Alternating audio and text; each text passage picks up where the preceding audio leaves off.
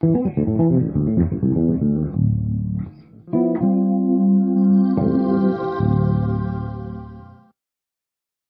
huge mistake that I see bass players make with their left hand is not placing their fingers in a position that creates maximum reach and flexibility. Now, the best left hand position to adopt that allows this is a 4-finger stance.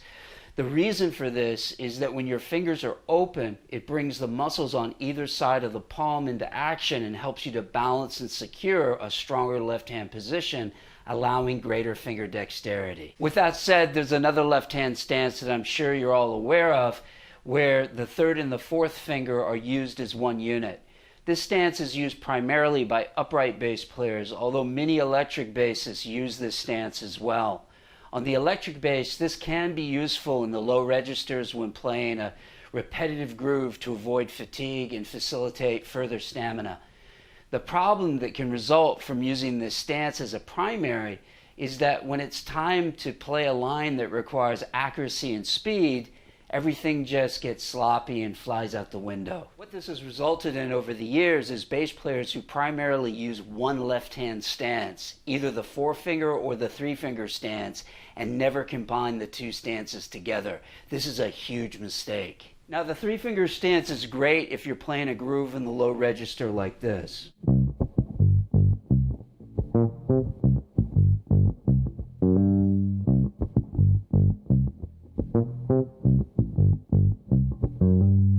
But if you suddenly switch gears and find yourself playing a more dexterous linear idea like this,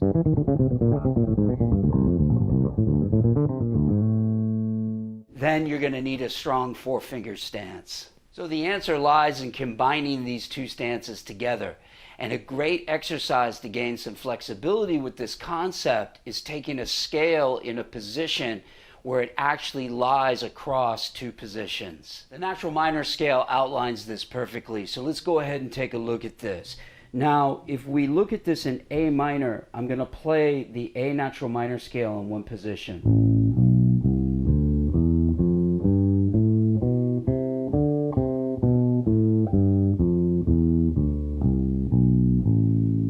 Now, what's really important about this is to see that that position actually lies across two different positions.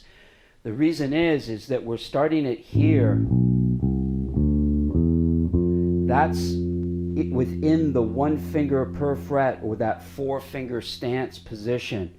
Now, what happens when I go here, I'm now compressing my fingers into this 3-finger stance, and then I'm opening out again to complete the scale. And notice, because now we're in this position of 4 frets, and some scales are like this. Some scale patterns are all in one position, and some scale patterns lie outside of that position. And it also happens with, it reflects on the arpeggios as well. So the idea here again, notice how I'm compressing here, opening, and then playing back down. When I come back down, I do the same thing. So this, in a sense,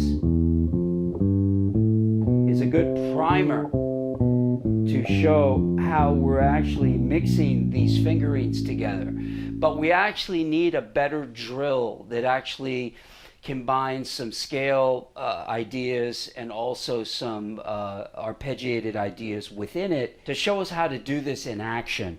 So what's happening here is that I'm going to play this. I'm going to go.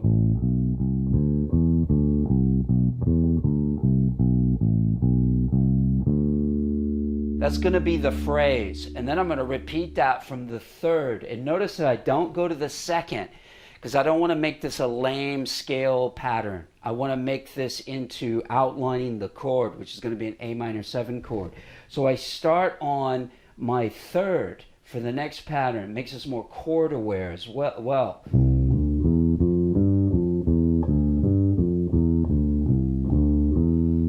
The next one starts on the 5th. Notice here how I'm using the compression fingering that takes me into that 3-finger position momentarily. And then from the 7th,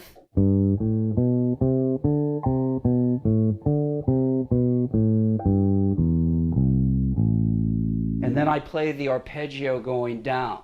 So this exercise is very cool to gain some flexibility with your fingers and to also concentrate on your fingering, and at the same time we're being very harmonically aware of what we're actually playing over, and the line makes more musical sense rather than just playing some repetitive scale thing from the root to the second, third, etc. So again, the exercise goes like this.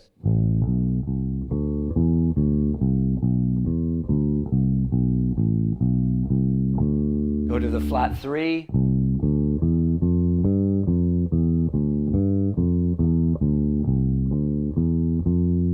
From the 5th.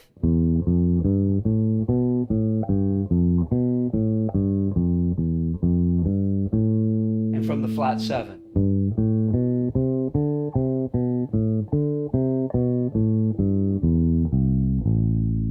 And then we end on the descending arpeggio going down.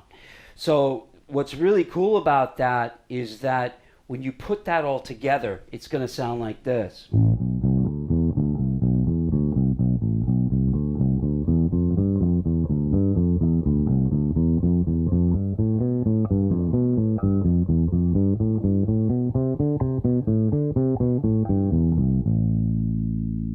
Now, what I want you to do is take this in one position, get comfortable with it, and then start moving it up in half steps. Now you try it. It's really important as you're working on your technique that you don't lose sight of the bigger picture. Remember, it's all about being able to express yourself freely on your bass, regardless of style. So if you like my unique approach to teaching bass and you're a beginner looking to improve your bass playing, then you've got to sign up for my next Bass Foundation course where I cover all this type of material and much more.